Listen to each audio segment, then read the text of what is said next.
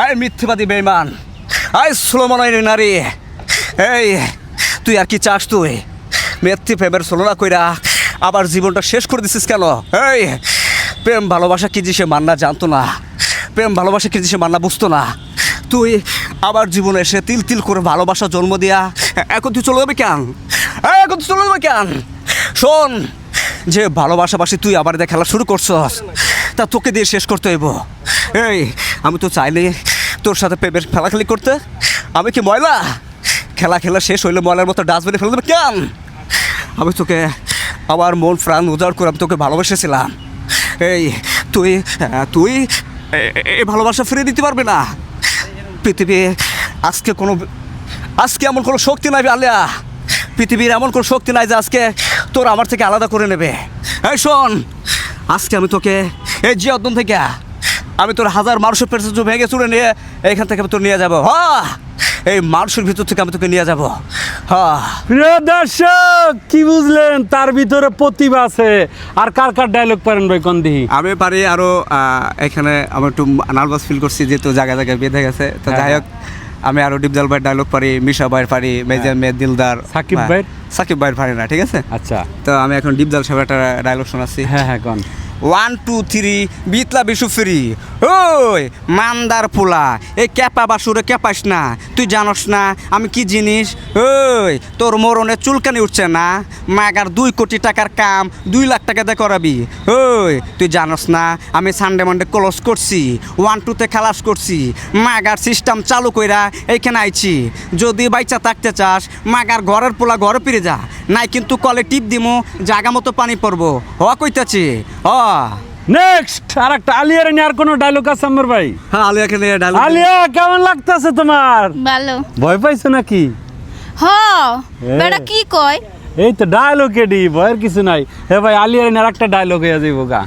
আলিয়া বলতেছে এই যে মিশা সওদাগর আলিয়ার ভুল। হ্যাঁ ফাটাই ফেলামো ওই ফকিনের বাচ্চা, 10টা না 5টা না একটা মাত্র বোন আমার আলিয়া, তুই তার দিকে নজর দিছস। ওই বাচ্চা, তুই আমার বোনের একজোড়া জুতা কেনার ক্ষমতা আছে তোর, তুই আমার বোনের সাথে প্রেম করস। ভালো করে কান খোলা শোন, কথায় মালে বয়, কত টাকা হইলে আমার বোনের জীবন থেকে সরে যাবে?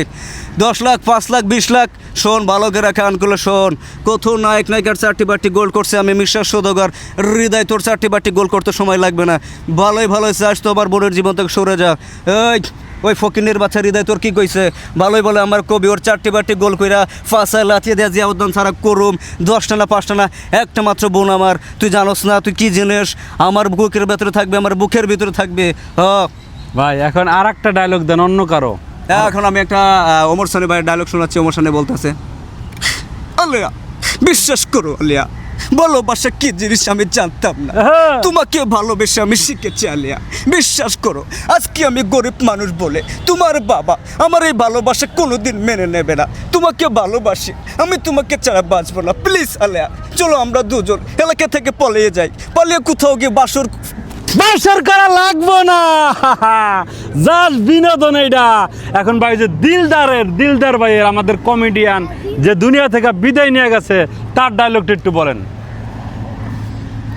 ও মোর আল্লাহ, এই যে পাশে দাঁড়িয়ে আছে, চিনতে পারছেন? এই যে আলিয়া, তার কত খুঁজছি কত জায়গায়, আজকে ডিরেক্টলি আমার পাশে দাঁড়িয়ে আছে। আমার গর্বে আমার জীবনটা ধন্য।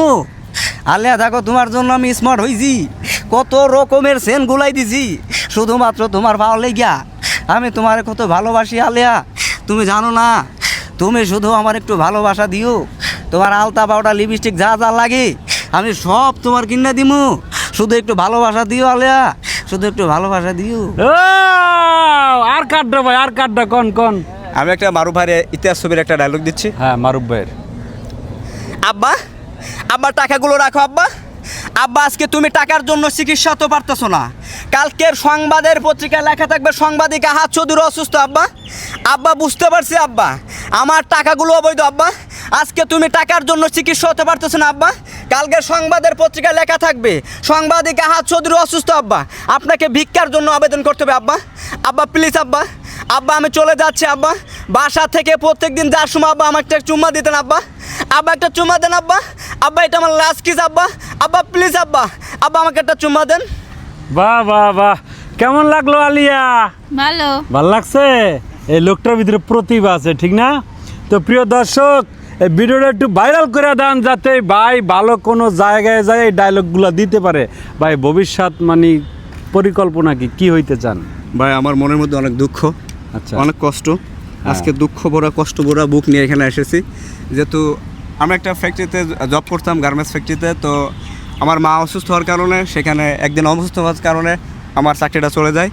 তো আমি এখন খুব বিপদের মধ্যে আছি। আমার যে ওয়াইফ আসছিল বিপদের সময় স্বামীকে পাশে থাকার জন্য, কিন্তু সে কি করছে, আমার মাছ নদীতে ফালাই দিয়ে চলে গেছে, সে বাড়িতে চলে গেছে। এখন আমি খুব মানে অসহায়ের ভিতরে আছি। তো আমি এটা নিয়ে টেনশন করি না। মায়ের জন্য, যে মা 10 মাস 10 দিন গর্ভ ধারণ করছিল, কত না কষ্ট করছিল সেই মা, আজকে মায়ের জন্য শুধু চাকরি না, মায়ের জন্য যদি শরীর রক্ত বেশি মায়ের চিকিৎসা করতে হয় তবুও করবো। আজকে আমার বউ আবার ফালাইতে চলে গেছে, আমার মা যদি না মায়ে আসে চলে গেছে, কিন্তু আমি এটা মাইন্ড করে নাই। আল্লাহ তো দেখতেছে। আচ্ছা ভাই, আমি একটু বুঝাই বলি, মানে আপনার আম্মা অসুস্থ দেখা আপনার ওয়াইফ আপনাকে রাইখা চলে গেছে গা? জি হ্যাঁ, আমি অ্যাকচুয়ালি অনেক মানে ট্রিটমেন্ট করাইতেছি, এখনও মা অসুস্থ, ট্রিটমেন্ট করাইতেছি। তো মানে আপনার মায়ের সেবা করতে সে পারবে না, এই জন্য গেছে গা? জি হ্যাঁ, আমার মাকে সে সেবা যত্ন করতে পারবে না, এই জন্য সে চলে গেছে। তো আমি এটা নিয়ে কষ্ট ফিল করি না। আমি আমার মায়ের জন্য আমি চাকরি ছেড়ে দিছি, এখন আমি আমার মায়ের সেবা যত্নই নিয়োজিত আছি। প্রিয় দর্শক, কি বলবো আসলে, আমি আসলে বলার কিছু নাই। আমি কিছু কিছু মেয়েদের উদ্দেশ্যে বলি যে দুনিয়াটা কিন্তু 2 দিনের জন্য, সারা জীবন কেউই থাকতে পারবেন না। নিজের মাকে যেইভাবে দেখেন, শাশুড়িকে ওই চোখেই দেখেন। তো এই বিষয়টা আপনারা কিভাবে দেখেন? আপনার মূল্যবান মতামত কমেন্টে জানাবেন, আর ভিডিওটি শেয়ার করে দেবেন। আসসালামু আলাইকুম।